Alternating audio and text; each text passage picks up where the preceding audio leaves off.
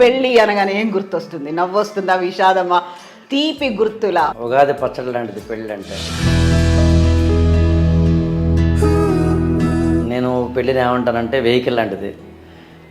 బాగా ఉంటే నిన్ను మోస్తుంది, బాగా లేకపోతే దాన్ని నువ్వు మొయ్యాలి, తొయ్యాలి. ఒక సంపూర్ణ పర్సనాలిటీ, అక్కడ రాజీ పడడం అనే ఒక మాట వచ్చింది. నిన్నటికన్నా ఇవాటికన్నా ఇప్పుడు మెచ్యూరిటీ లెవెల్లోకి నువ్వు వెళ్ళడమే జీవితం అంటే.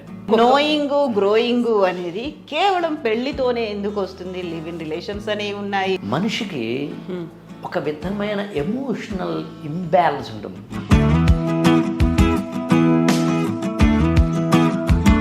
ఎలా తెలుస్తుంది మనం అంత ఈజీ డెసిషన్? ఎలాంటి ప్లానింగ్స్తో, ఏ ఆలోచనతో చేసుకోవాలి? అటు తిరిగి ఇటు తిరిగి నేను చెప్పిన దాంట్లో ఈ ఉందని గుర్తించు.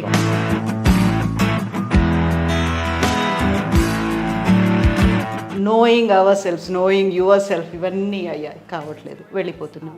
ఇది ఏది రైట్ ఏది రాంగ్ అన్నది ఆ సిచ్యుయేషన్లో ఉన్న వాళ్ళిద్దరికీ మాత్రమే, ఇన్వాల్వ్ అయిన వాళ్ళకి మాత్రమే తెలిసే సత్యం.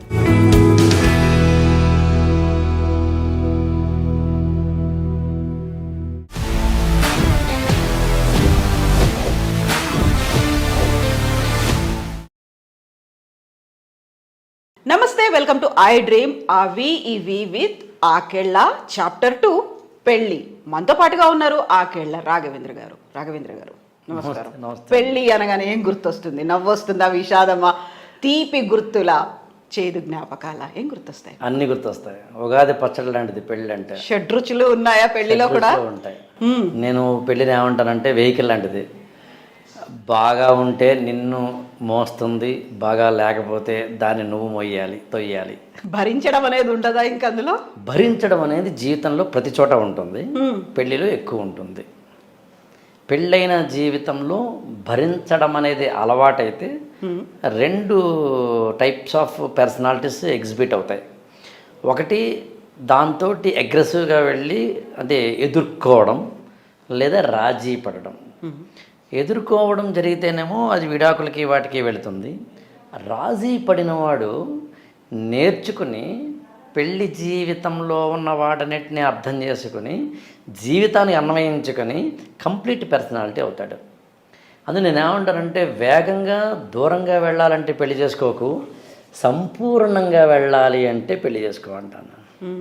If you want to become a complete personality you should be married, whether it is positive or negative.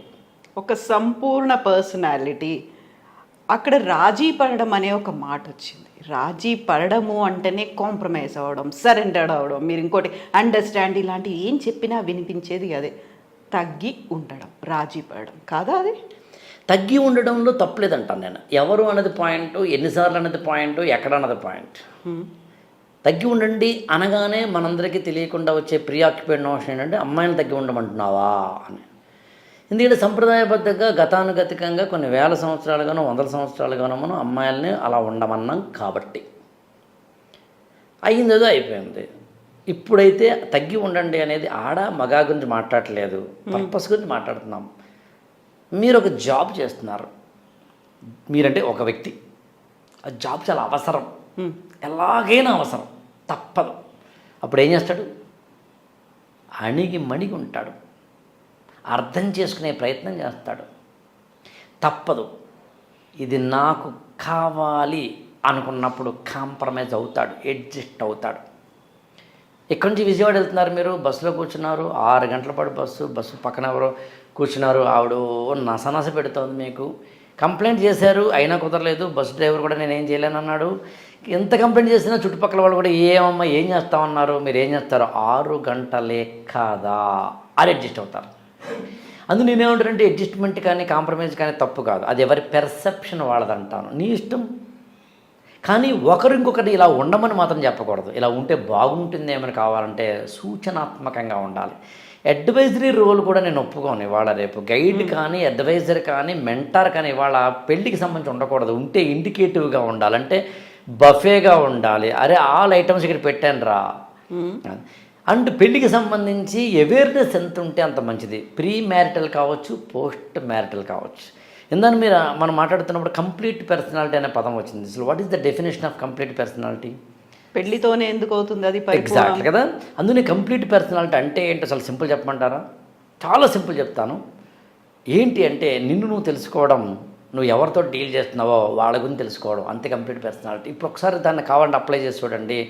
ఈ మొత్తం మార్నింగ్ నుంచి ఈవినింగ్ వరకు మన జీవితంలో ఉన్న అన్ని రకాల వాగ్వాదాలకి, వివాదాలకి, బాధలకి, ఆనందాలకి కూడా ఐదర్ మనల్ని మనం తెలుసుకోవడం, లేదా ఆ ఎదుటి వ్యక్తిని తెలుసుకోవడం, లేదా రెండు తెలుసుకోవడం మాత్రమే జరుగుతుంది.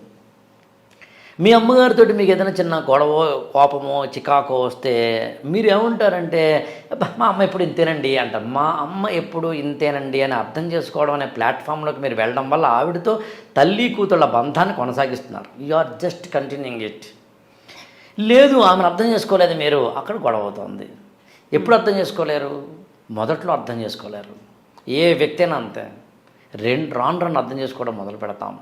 అందునే కంప్లీట్ పర్సనాలిటీకి నేను ఇచ్చే మొదటి definition knowing you and knowing others.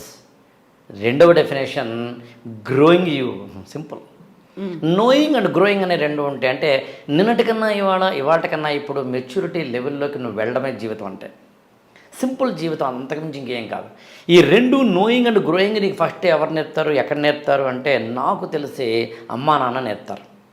Second ఎవరు నేర్పుతారంటే టీచర్లు కానీ స్కూళ్ళు కానీ నేర్పుతారు. నెక్స్ట్ ఎవరు నేర్పుతారంటే సొసైటీ నేర్పుతుంది. కావాలంటే చూడండి, you are knowing and you are growing అంటే అర్థం. గ్రోయింగ్ అంటే ఇంటర్నల్ గ్రోత్. కార్లు కొనుక్కోవడము అవి కావు, ఇంటర్నల్ లోపల నిన్ను నువ్వు తెలుసుకోవడం ద్వారా, నిన్ను పరిశుద్ధం చేసుకోవడం ద్వారా, నిన్ను క్లీన్ చేసుకోవడం ద్వారా యు ఆర్ మెచ్యూరిటీ జోన్లోకి వెళ్తున్నారు. ఆ పరిపక్వతలోకి వెళ్ళడమే అంటే ఇమ్మెచ్యూరిటీ నుంచి మెచ్యూరిటీకి వెళ్ళడమే లైఫ్ అంటే. అంతకుమించి ఏమీ కాదు. 5 ఏళ్ల వయసులో మీరు ఉన్నట్టుగా 50 ఏళ్ల వయసులో మీరు ఉన్నారంటే ఐదర్ పిచ్చివాడనై ఉండాలి, లేదా ఇంకా ఎదగలేదనుకోని ఉండాలి. 20లో మీకున్నంత కోపం నాకు తెలిసి 50లో ఉండదు. 50లో మీకున్నంత కోపం ఖచ్చితంగా 60లో ఉండదు. ఉంది అంటే ఆ వ్యక్తి ఎదగలేదు అని అర్థం, ఇంటర్నల్గా ఎదగలేదని అర్థం. అందుకని సింపుల్ చెప్పాలి అంటే ఇంతే, ఇంతకుమించి ఏం కాదు. అందుకని కంప్లీట్ పర్సనాలిటీ అంటే నోయింగ్ అండ్ గ్రోయింగ్ అని చెప్పాను కదా. ఈ రెండు అమ్మా నాన్న నేర్పుతారు, లేకపోతే కనుక టీచర్లు నేర్పుతారు, లేదా సొసైటీ నేర్పుతారు అన్నాను కదా. మొత్తం సమాజం అంతా నేర్పుతుంది అన్నాను కదా. అంటే మీ ఎంప్లాయర్ నేర్పుతారండి, మీ సబార్డినేట్ నేర్పుతారండి, మీ యొక్క ఫ్రెండ్ నేర్పుతారండి, మీ ఎనిమీ నేర్పుతారు. మీరు ఎప్పుడైనా ఎక్కడైనా ఒక పెళ్ళికి వెళ్తే అక్కడ ఎవరైనా ఒకళ్ళు పరిచయం అయితే వాళ్ళు నేర్పుతారు, మన కెమెరామెన్ నేర్పుతారు, మనతో పాటు ఉన్న కాఫీ ఇచ్చేవాళ్ళు కూడా నేర్పుతారు. అందరూ నేర్పుతూనే ఉంటారు if you are able to learn. కానీ మిగతా రిలేషన్స్కిను మ్యారిటల్ రిలేషన్కి ఒక చిన్న తేడా ఉంది. అన్ని రిలేషన్స్ కూడా ఏదో 1 లేదా 2 లేదా 3 సెగ్మెంట్లకి మాత్రమే పరిమితం అవుతాయి. ఉదాహరణ, you are working somewhere, you have a bond or relation or at least having some working environment with the office or the colleagues or even the employer. అక్కడ ఓన్లీ మనీయో, కొంతవరకు ఎమోషనో, కొంతవరకు వర్క్ పర్పస్సో మాత్రమే మిమ్మల్ని కట్టిపడేస్తుంది. అలా కాదు, అమ్మా నాన్నతో ఒక బాండ్, ఒక హృదయం, ఒక ఆత్మ, ఒక ఆనందం, ఒక ఎమోషన్ తోటి కట్టిపడేస్తుంది. లేదు ఏదైనా ఒక మీకు సీక్రెట్ చెప్పుకోవాలనుకున్నారు మీరు, మీ మనసులో బాధ, ఓకే, ఆ బాధని అమ్మ అర్థం చేసుకోలేకపోవచ్చు, తప్పే ఉంది. నాన్నకి తెలియకపోవచ్చు, తప్పే ఉంది. ఎంప్లాయర్ కూడా చెప్పలేకపోవచ్చు, తప్పే ఉంది. ఫ్రెండ్కి చెప్తారు. అంటే ఉదయం నుంచి రాత్రి వరకు లేదా మీ జీవితంలో 70, 80, 100 సంవత్సరాల కాలంలో ఎమోషన్స్ కొంతమందితోటి, ఎకనామిక్స్ కొంతమందితోటి, ఎంజాయ్మెంట్ కొంతమందితోటి, అండ్ ఇతర సెగ్మెంట్స్ లెర్నింగ్ కొంతమందితోటి, అన్నీ తిరిగి మీరు కొంతమందితోటి కొన్ని మాత్రమే పంచుకుంటారు. అన్నీ ఒకరితోటి పంచుకోవడం, ఇన్క్లూడింగ్ బాడీ, మన యొక్క దేహాన్ని కూడా పంచుకోవడం. అంటే ఏ దేహాన్నైతే సొసైటీ పరమ పవిత్రంగా చెబుతోందో, ఏ సెక్సువల్ ఒక బాండ్ అయితే ప్రీ మ్యారిటల్ స్టేజ్లో ఉండకూడదని సమాజం చెప్తోందో, ఏ ఇద్దరి మధ్యన సాన్నిహిత్యం, సాంగత్యం అనేది ఫిజికల్ అంటే శారీరకపరమైనది అయితే దానికి అప్పుడైతే అపవిత్రం, ఇప్పుడైతే పవిత్రం, వారితో అయితే అపవిత్రం, వీరితో అయితే పవిత్రం అని ఎలా అయితే చెప్తోందో, మనకి ఎంప్లాయ్మెంట్ అలా చెప్పరు. అంటిల్ అన్లెస్ మీరు ఏదైనా ఒక సమాజానికి హితం కానివి ఏవైనా చేస్తే తప్ప, అంటే ఏదో డ్రగ్ పెళ్ళరై మీరు వెళ్తున్నారంటే అది అసాంఘికం కాబట్టి దాన్ని ఖచ్చితంగా ఎంప్లాయ్మెంట్లో మిమ్మల్ని తప్పు చేస్తుంది. కానీ అలా కాదంటే నేను ఉదాహరణకి ఏదో అదే జంతువుల్ని కొట్టి మటన్ షాప్లో పనిచేస్తాను సార్ అంటే సమాజం తప్పు పట్టదు. అది నీ వృత్తి, తప్పెందుకు అవుతుంది?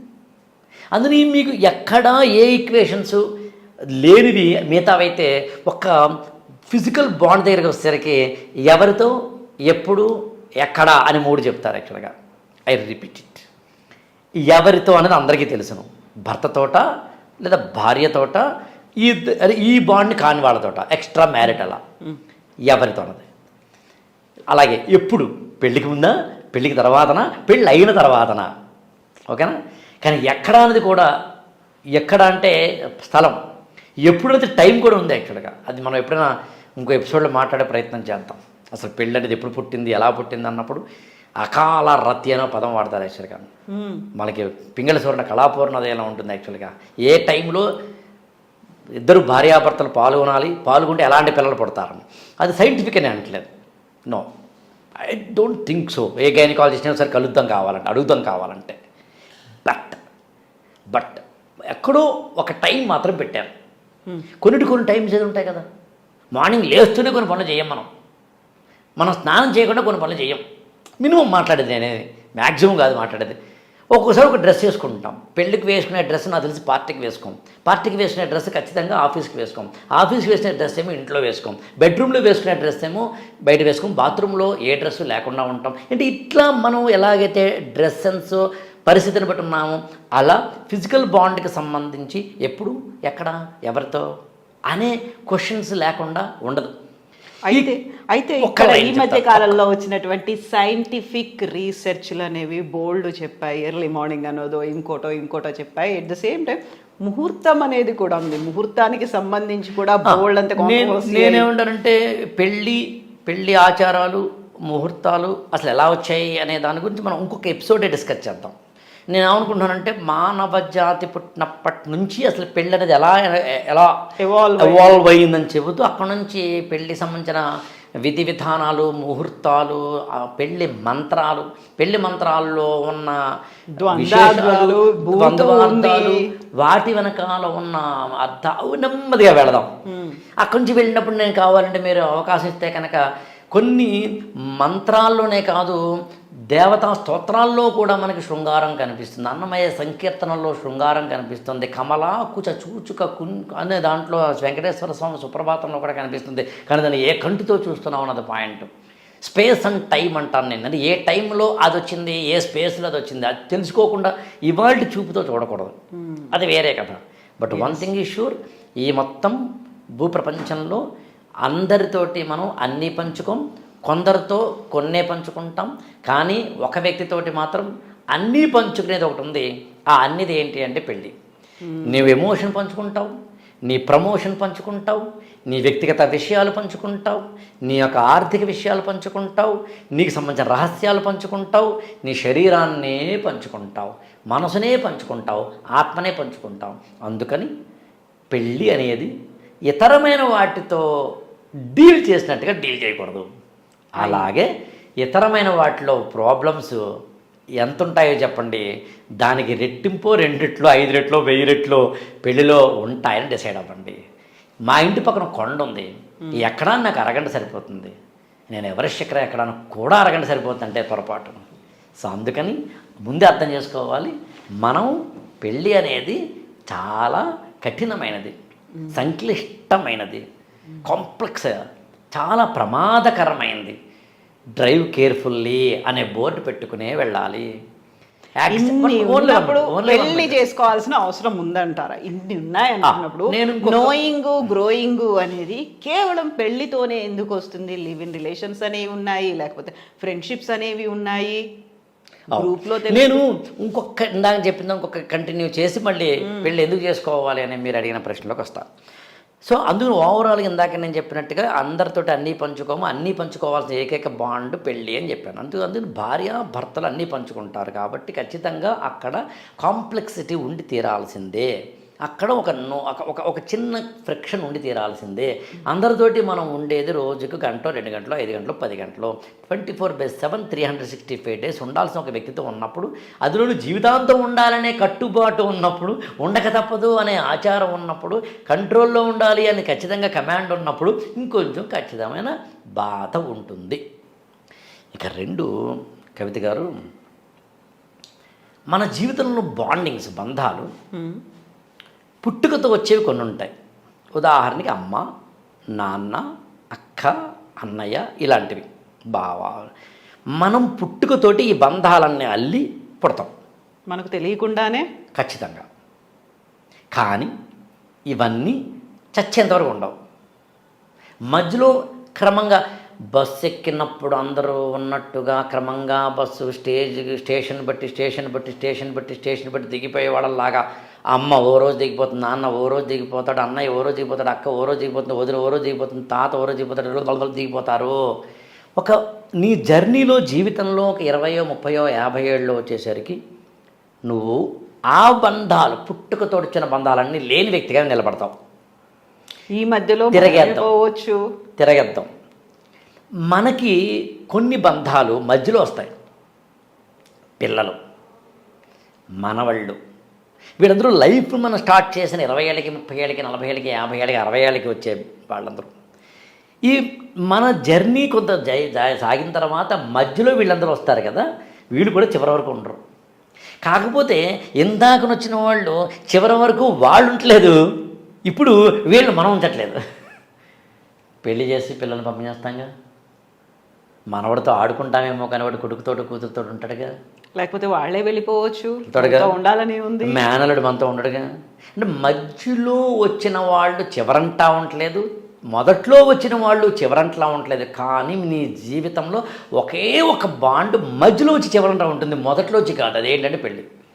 నీకు 25 ఏళ్లకో 20 ఏళ్లకో 30 ఏళ్లకో ఒక వ్యక్తి నీ జీవితంలోకి ఎంటర్ అయ్యి ఈ వ్యక్తితోటి లైఫ్ లాంగ్ ఉండాలి నువ్వు.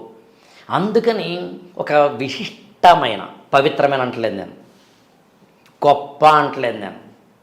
విశిష్ట అంటే అర్థం ఏంటంటే స్పెసిఫిక్ అని అర్థం, పెక్యులియర్ అని అర్థం, దాన్ని అలాగే చూడాలి అని అర్థం.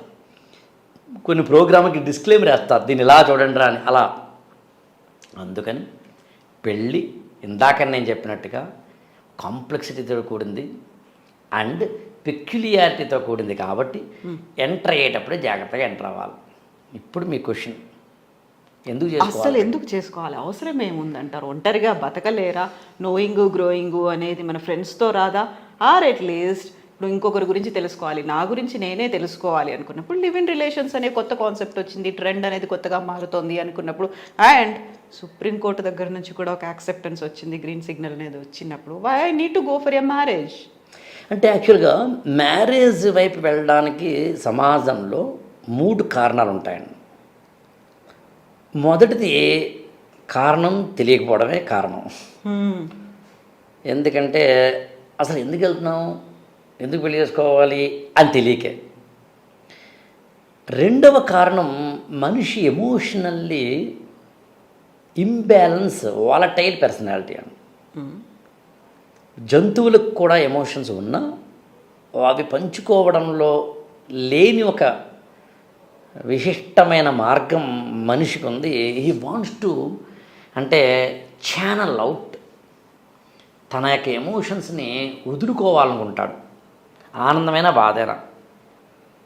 మీరు ఒక మంచి ఇల్లు కట్టుకున్నారండి, చాలా అందంగా ఇల్లు కట్టుకున్నారు. మీరు ఏం చేస్తారు? మీరు నలుగురికి చూపిస్తారు, నలుగురు మీ ఇంటికి రావాలనుకుంటారు, వచ్చి పొగడాలని కూడా అనుకుంటారు. మీరు కొనుక్కున్న నగైనా, మీరు కొనుక్కున్న కారైనా, మీరు కట్టుకున్న బిల్డింగ్ అయినా, ఎవ్రీథింగ్. మనిషికి ఒక విధమైన ఎమోషనల్ ఇంబ్యాలెన్స్ ఉంటుంది. బాధ వస్తే ఎవరితో పంచుకోవాలనుకుంటాడు, ఆనందం వస్తే షేర్ చేసుకోవాలనుకుంటాడు. ఆ ఎమోషనల్ చెక్స్ అండ్ బ్యాలెన్సెస్ కోసం మ్యారేజ్, అది రెండో కారణం. మూడోది ఏంటంటే మనిషికి బేసికల్గా సోషల్ లైఫ్ అనేది అలవాటైపోతుంది. అంటే దాన్ని ఏమంటామంటే ప్రీ ఆక్యుపైడ్ యాక్షన్స్ అంటాం మనం. డిజైన్డ్ మోడల్స్ అంటారు వాటిని. మ్యానుఫ్యాక్చరింగ్లో డిజైన్డ్ మోడల్స్ అంటే ఆల్రెడీ నీకు డిజైన్ అయి చేయబడిన మోడల్ అది అదే తీసుకోవాలి నువ్వు. మా ఆల్టరేషన్ ఉంటుంది, అంతకు మించి మార్పులు ఏమి ఉండవు, ఎడిటింగ్లో ఆప్షన్స్ ఉండవు. అంటే ఆల్టరేషన్ మాత్రం ఉంటుంది తప్ప, మహా అయితే అది కూడా ఇక్కడ ఏదో పెరిగిందండి తీద్దాం, ఇక్కడ తిరిగిందండి తీద్దాం తప్ప ఓవరాల్గా మోడల్ అదే ఉంటుంది. అలా మనకు మోడల్స్ ఇవ్వబడతాయి సమాజంలో. సోషలైజేషన్ అంటారు దాన్ని. నువ్వు ఇలాగే ఉండాలి, నువ్వు ఇలాగే బతకాలి, 25 ఏళ్ళు వస్తే జాబ్ చేయాలి, పెళ్లి చేసుకోవాలి అని మోడల్స్ ఇవ్వబడతాయి. ఈ మోడల్స్ని వ్యతిరేకించాలి అనేది కూడా మన సబ్కాన్షియస్ మైండ్కి రాదు. అలా చేయాలంటే భయం కూడా, భయపడేంతలా మోడల్స్ ఇస్తారు మనకి. మోరల్ పోలీసింగ్ అంటారా దాన్ని? ఇంకే మోడల్ పోలీసింగ్ అనొచ్చు, మోడల్ డిఫెన్సింగ్ కూడా అనొచ్చు. ఒక్క రామ్ గోపాల్ వర్మ లాంటి వారు పెళ్లి కంటే విడాకుల్ని సెలబ్రేట్ చేసుకోండి, దానికి అలాంటి మోడలింగ్ దానికి వ్యతిరేకంగా, అంటే మనందరికీ ఇవ్వబడిన ఇలా ఉండు ఇలాగే ఉండు అనే ఒకనొక గతానుగతికమైన మోడల్కి వ్యతిరేకంగా వెరీ ఫ్యూ పీపుల్ వెళ్తారు. Whatever the purpose they are sought, అది వేరే విషయం. అలా అనుకున్నప్పుడు మనందరము కూడా మనకే తెలియకుండా, అంటే మొదటిదేమో కారణమే తెలియకుండా పెళ్లి చేసుకోవడం, రెండవదేమో ఎమోషనల్ అండ్ అదర్ యాక్టివిటీస్ కోసం, మూడు it has been given the model to you because of that you are getting married. This is the only reason. ఈ 3 రీజన్స్ వల్ల మనిషి పెళ్లి చేసుకుంటాడు. అంతే తప్ప పెళ్లి వల్ల నాకు ఆనందం కలుగుతుందా లేదా, పెళ్లి నుంచి నేను అసలు out of marriage what I want to gain అనేది పెళ్లికి ముందు క్లారిటీ ఉంటుందని నేనైతే అనుకోను. మన జీవితంలో చాలా క్లారిటీలు ఉండవాలండి. పెళ్ళే ఉంది కానీ ఈ జాబ్ మాత్రం జాబ్ అంటే ఒక శాలరీ వస్తుందనే తప్ప అంతకుమించి what is the vision you are having అంటే ఎంతమంది సమాజం చెప్పగలరు? ఎగ్జాక్ట్లీ చెప్పలేరుగా. సో అట్లా ఇప్పుడు పెళ్ళి తర్వాత ఎలా ఉండబోతోంది లైఫ్, నా అంతా నేను ప్లాన్ చేసుకున్నాను, తెలీదు అదర్ పర్సన్ ఎలాంటి ప్లాన్స్తో వచ్చాడో, తనకు ఉన్నటువంటి ఎగ్జిక్యూషన్స్ ఎలా ఉన్నాయో తెలియదు, ఎలా డిజైన్ చేసుకున్నామో ఎలా వెళ్తోంది అనేది ఇవన్నీ కూడా ఏమీ తెలియదు. చెప్పారు పెళ్లి చేసుకోవాలి, చేసుకున్నాము, దాన్ని ఒక గ్రాండ్గా సెలబ్రేట్ చేసుకున్నాము. నెక్స్ట్ వచ్చేటువంటి రిపర్కషన్స్, నెక్స్ట్ డే నుంచి ఏం జరుగుతుందో మనకి ఏమీ తెలియదు. ఇద్దరు అన్నోన్ పర్సన్స్ లేకుంటే లవర్స్ అనుకోండి, ఒక ఫ్యామిలీ మెంబర్స్, రిలేషన్స్, ఏదైనా పర్లేదు. పెళ్ళి అయిన తర్వాత ఒక లాంగ్ రన్ కలిసి ఉండేది కేవలం ఒక సహచరి మాత్రమే అనుకున్నప్పుడు ఎలా తెలుస్తుంది మనం అంత ఈజీ డెసిషన్ ఎలాంటి ప్లానింగ్స్తో ఏ ఆలోచనతో చేసుకోవాలి? నిజానికి తెలియదండి. జాతక చక్రాలు వేసినా తెలియదు, జ్యోతిష్యం చెప్పినా తెలియదు, ఎంత మంచి ముహూర్తం పెట్టినా కూడా తెలియదు. మీరు కూర్చుని కొన్ని వందల పాటు డిస్కస్ చేసి ఏమైనా మంచి క్వశ్చన్ తయారు చేసుకుని రెడీగా పెట్టుకొని 10కి ఎన్ని మార్కులు వేస్తామని లాంటి సైకోమెట్రిక్ టెస్టులు పెట్టుకున్నా కూడా తెలియదు. అదేం పెళ్ళిలో ఏంటి, మిగతా విషయాల్లో మాకు తెలిసిన ఏంటి, రేపు ఏమవుతుందో మీరు చెప్పగలరా? కాకపోతే నేను బీటెక్ చదివాను, నాకు ఈ ఉద్యోగం వస్తుంది అనేది ఒక ప్లానింగ్ అయితే ఉంటుంది. నేను మార్కులు ఇన్ని వచ్చాయి, దీని వైపు వెళ్తే బాగుంటుందేమో అనుకుంటాను. ఆశాభావమైన ప్రణాళికే పెళ్ళిలో కూడా ఉంది. ఆశాభావమైన ప్రణాళికే పెళ్ళిలో కూడా ఉంది. ఆశాభావం అనేది 2 వైపులా ఉంటుంది. ఒకవేళ ఇఫ్ అందుకనే పెళ్ళికి ముందే తెలుసుకోవాలని అనుకుంటే 100% తెలుసుకోలేరు, కానీ ప్రాక్టికల్గా కొన్ని పనులు చేస్తే మాత్రం మ్యారిటల్ లైఫ్ ఎలా ఉండే అవకాశం ఉందో కొంత అవగాహన చేసుకోవచ్చు. That to in these today's life, social life. ఒకప్పుడు అది లేదు. మీ అమ్మగారిని అడగండి, నాకు తెలిసి మీ అమ్మగారి పెళ్లి చూపులకి మీ నాన్నగారు కూడా వచ్చి ఉండకపోవచ్చు. నాకైతే మా అమ్మగారి పెళ్లి చూపులకి మా నాన్నగారు రాలేదని కొన్ని 100 సార్లు చెప్పారు. మా అమ్మగారి పెళ్లి చూపులకి వాళ్ళ నాన్నగారు, మా తాతగారు వీళ్ళందరూ వచ్చారు, కానీ మా నాన్నగారు మాత్రం ఎక్కడో మధ్యప్రదేశ్లో ఉద్యోగం చేసుకుంటూ ఉన్నారు. సో పెళ్ళి కొడుకునే ఫిజికల్గా చూడకుండా పెళ్లి చేసుకున్న వాళ్ళు ఇవాళ అలా కాదు. మీరు కూడా చేసుకోలేదు అలా. మీకు వచ్చేసరికి ఆ పరిస్థితి మారిపోయింది. మా జనరేషన్ అన్నప్పుడు మా జనరేషన్లో పెళ్ళిళ్ళు 1997 ఆ ప్రాంతం నుంచి 2004 మధ్య జరుగుతాయి. నేను పుట్టిన టైం 1974 కాబట్టి అరౌండ్ 2000 నుంచి 5 ఏళ్ళు అటు ఇటు వేసుకుంటే పెళ్ళిళ్ళు జరుగుతాయి మా జనరేషన్లో. కాస్త అటు ఇటుగా ముఖ్యంగా 2000 ఆ ప్రాంతంలో. అప్పటికి పెళ్లి చూపులు అనేవే లేవు. మీరు చెప్పింది రైటే, కానీ ఇప్పుడున్నంత అవేర్నెస్ పాజిటివ్ మాట్లాడేది, పాజిటివ్ అవేర్నెస్లు కూడా లేదు అప్పట్లో. ఇప్పుడు అవేర్నెస్ పెరిగింది. అవేర్నెస్ అంటే ఏంటో చెప్పాలి మీకు. అమ్మాయి అబ్బాయి సంబంధం కుదిరిన తర్వాత మేమిద్దరం ఒక అరగంట మాట్లాడుకుంటాం, ఐ రిపీట్ ఇట్, మీ ఇద్దరం ఒక అరగంట మాట్లాడుకుంటాం అని అబ్బాయి 20 ఏళ్ల కిందటో 30 ఏళ్ల కిందటో 15 ఏళ్ల కిందటో మెల్లగా అడిగేవాడు. మేనమామో పెద్దనాన్నో ఒక సైగ చేసి అడిగేవాడు. ఆ అమ్మాయి అడిగేదే కాదు. ఇప్పుడు అమ్మాయి ధైర్యంగా నిర్భయంగా I want to speak with him అని అడుగుతోంది. అడగగలదు, అడగాలి. దీన్ని పేరెంట్స్ యాక్సెప్ట్ చేస్తున్నారు. ఒకవేళ ఆ అమ్మాయి అడగకపోతే పేరెంట్సే ఒకసారి ఆ అబ్బాయితో మాట్లాడమ్మా, ఆ గదిలోకి వెళ్ళి మాట్లాడుకోండి అని పేరెంట్స్ ఎంకరేజ్ చేస్తున్నారు. నేను అన్నది అవేర్నెస్ అనేది అక్కడ వాడాను నేను. సోషల్ లైఫ్లో అవేర్నెస్ అంటే అది. People are changing. అందుకని ఇవాళ పెళ్లి చేసుకునే ముందు అమ్మాయి అబ్బాయి నాకు తెలిసి 4 పాయింట్ల క్లారిటీ తెచ్చుకుంటే బాగుంటుంది అనుకుంటున్నాను నేను. ఎన్ని తెచ్చుకున్నా జరిగేది లైఫ్ అక్కడ ఉంది. 4 పాయింట్లు సరిపోవు అప్పుడు, ఇంకా సరిపోవు. 4 కాదు, ఇప్పుడు 40 ఏళ్ల పాటు 50 ఏళ్ల పాటు ఇద్దరు జర్నీ చేయబోతున్న, అన్నీ కలుసుకోబోతున్న, అన్నీ కలుపుకోబోతున్న బాండింగ్లో 4 ప్రశ్నలు 40 నిమిషాలు ఏం సరిపోతాయి? జీవితం కదా. నందిని ఏమంటారంటే జీవితం అన్నిటికన్నా గొప్పది. జీవితం అనే క్యాన్వాస్ ముందు మనందరం చిన్నవాళ్ళం. నందిని ఎవరితో గొడవ అయిందనుకో, నేను అసలు మీరు ఆశ్చర్యపోతారు చెబితే, నన్ను ఎవరిని విమర్శించారు అనుకుందాం, నన్ను పట్టించుకోను. నన్ను ఎవరన్నా దూషించారు పట్టించుకోనంటే మళ్ళీ దాని అర్థం కాదు. What I want to convey, ఎవరిని దూషిస్తున్నావు నువ్వు, దేనికి దూషిస్తున్నావు నువ్వు అంటే శాశ్వతంగా మన దగ్గర ఉండిపోతావా? లేదు కదా. ఏదో ఒక కాలంలో ఎక్కడో ఒక చోట మనందరం వెళ్ళిపోవాల్సిన వాళ్ళమే కదా.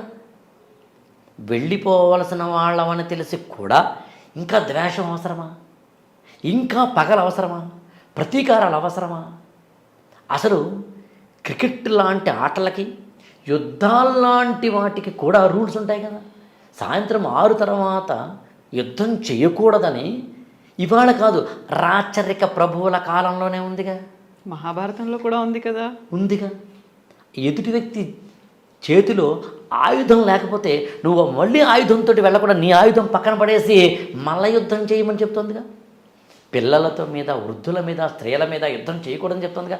అందుకని రూల్స్ అనేవి, లైఫ్ అనేవి ఒక 40 ఏళ్ళ పాటు నువ్వు జీవించబోతున్న వ్యక్తితోటి 4 క్వశ్చన్స్ను 40 నిమిషాలు ఏం సరిపోతాయి? అయినా హ్యూమన్ బీయింగ్గా ఎక్కడో ఒక చోట లిమిట్ చేసి మైండ్ని వాడి వైజ్నెస్ అంటాం. ఇంటెలిజెన్స్ వాడకూడదు లైఫ్లో. ఇంటెలిజెన్స్ అంటే ఏంటి అంటే మన యొక్క కొంగు, అంటే ఏదైనా బయట కొంగు ముళ్ళ మీద పడిపోతే లాగడాన్ని ఇంటెలిజెన్స్ అంటారు. ఒక్కొక్కటి తీయడానికి ప్రయత్నించడానికి ఇంటెలిజెన్స్ అంటారు, లేదా సహనం అంటారు.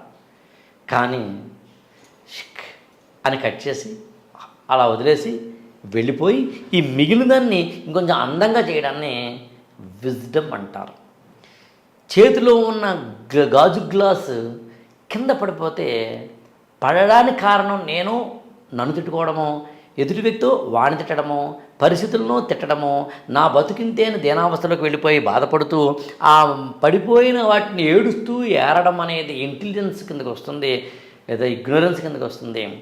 కానీ ఈ పడిపోయిన విరిగిపోయిన గాజు మొక్కల్ని అందంగా తయారు చేసి వెల్వెట్ పేపర్కి అంటించి గోడకి పెడితే అందమైన ఆకృతి అవుతుంది అనేది విజ్డమ్ కిందకి వస్తుంది.